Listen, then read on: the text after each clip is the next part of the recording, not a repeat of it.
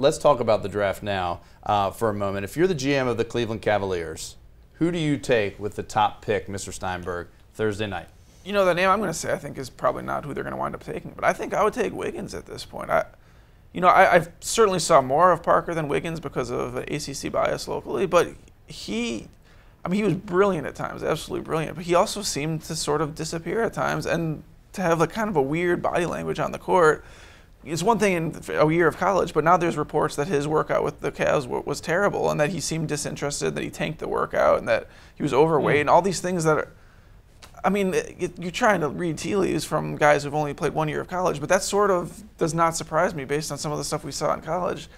I don't know. My gut feeling right now is that Wiggins maybe turns into a better pro, but obviously you're not going to judge based on what they've done for the last 10 months. You're judging based on what they're going to do for the next 8 years, and it's really hard to decide. I would say Wiggins. Wiggins, who do you take, Mike? Jabari Parker went to Duke, right?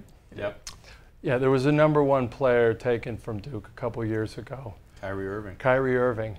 I believe that they will put the two Dukies together, and Coach K will have probably his two only #1 picks. I don't know another Duke player that went #1 under Coach K. And I think they'll both be playing. No, I don't think Elton Brand went #1. Nah. So I think both these guys will end up on the Cavaliers, and I think a lot of it, unfortunately, is because Joel Embiid had the surgery, and as Dan mentioned earlier, Portland Trailblazers, Greg Oden, Sam Bowie, injury-prone big guys.